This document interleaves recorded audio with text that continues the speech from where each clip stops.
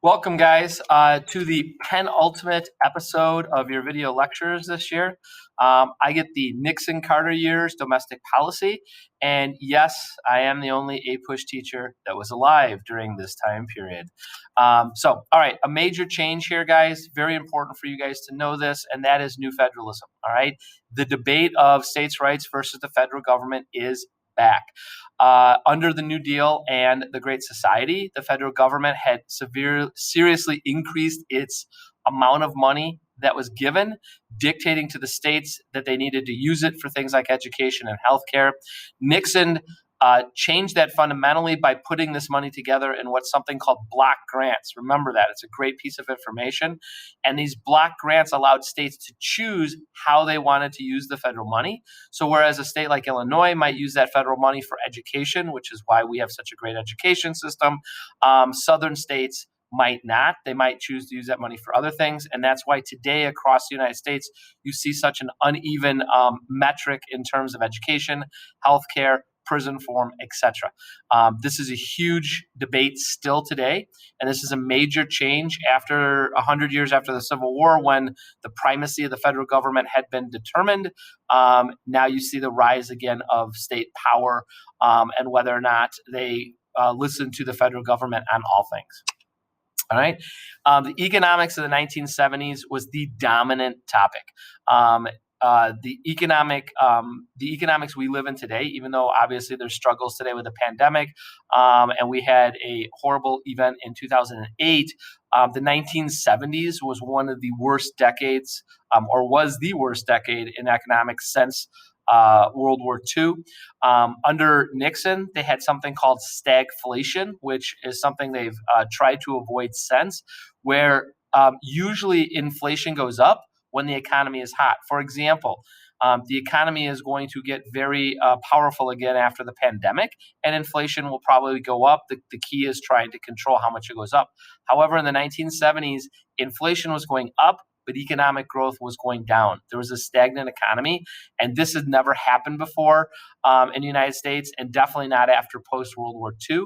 And so the GDP declines were very bad, and yet prices were going up.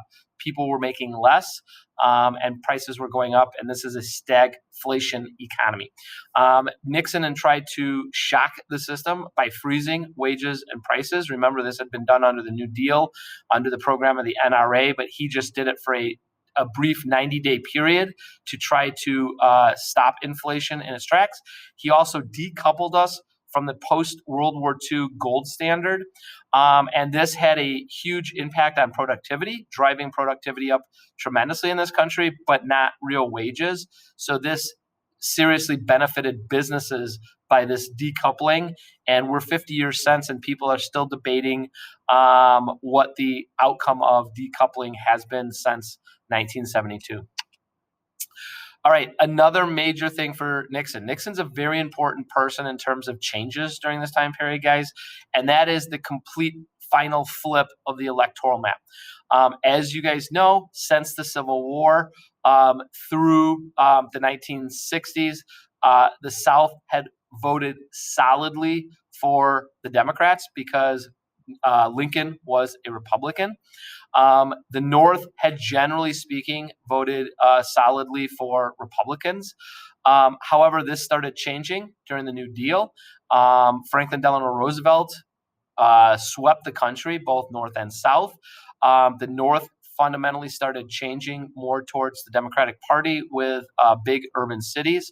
And after a very close election in 1968, where a third-party segregationist candidate by the name of George Wallace took 5 states, Nixon played up to that. He called these people the silent majority. He took advantage of, from last week, the Sun Belt migration.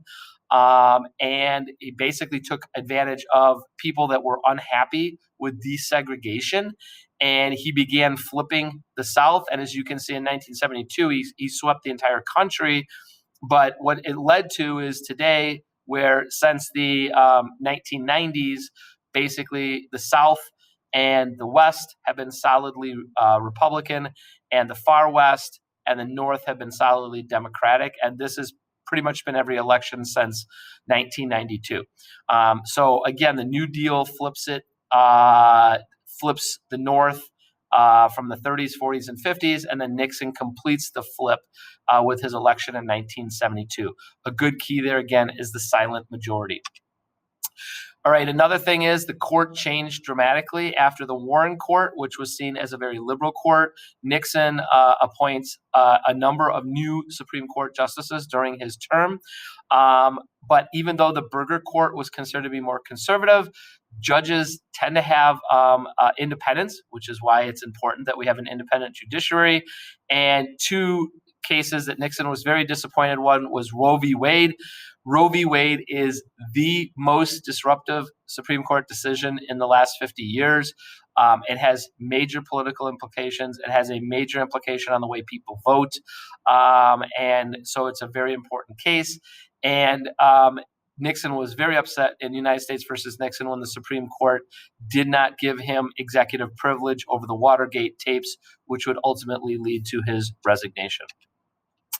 One of the really positive things that Nixon did, and people are often surprised, is on the heels of Rachel Carson, who wrote Silent Spring and is considered to be the mother of the modern environmental movement. Nixon created the Environmental Protection Agency, which is charged with making sure that the United States has clean air and water.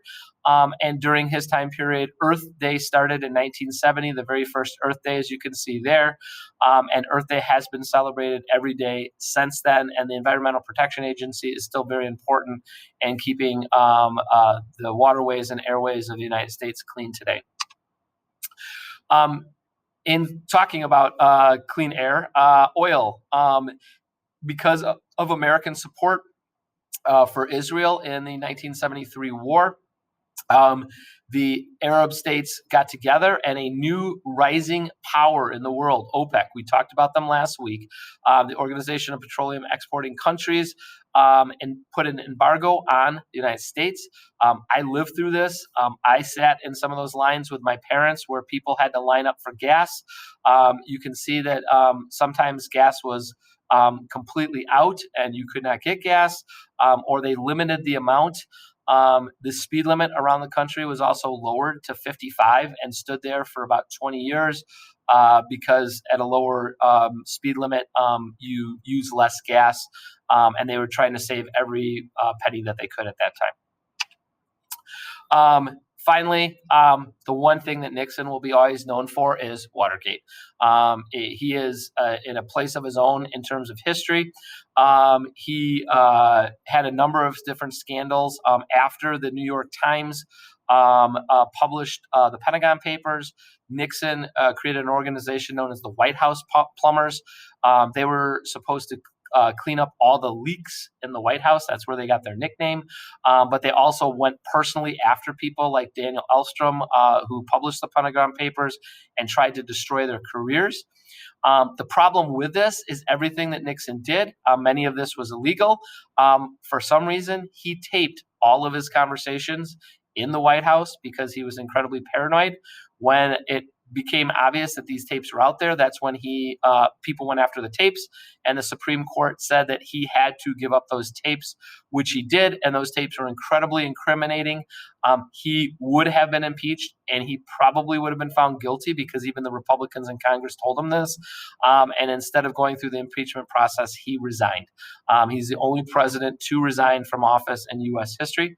By the way, the organization that had started this was called the Committee to Re-elect the President, or CREEP, which was probably not the best name that they could have come up with it for today. And so his vice president, Gerald Ford, who had not been elected to office because his vice president, Spiro Agnew, had resigned, became president. Gerald Ford is the only president of the United States to never be elected by the American people at any level. And that led to the Ford presidency. All you need to know about the Ford presidency is inflation is still a problem. His only program during his time period was Whip Inflation Now. His biggest mistake that all historians look at is he immediately pardoned Nixon, who resigned, pardoned him of all crimes, and this pretty much ensured that there was no way Ford was going to win re-election, which he did not. And the horror that was Vietnam finally ended under Ford, and Ford had to watch live on TV as the last members of the embassy were flown out of the American embassy in 1975, and the United States lost in Vietnam, and the North Vietnamese took over the entire country. And then finally, that's the president of Jimmy Carter. His entire presidency was mostly tied up with diplomatic affairs, but on the domestic front, once again, inflation, inflation, inflation. That was the problem of the 1970s. The Federal Reserve Chairman at that time, a man by the name of Paul Volcker, if you can remember that, is the one that was finally credited with whipping inflation. We have not had a serious problem, knock on wood, with inflation since about 1981, and Volcker is credited with doing that.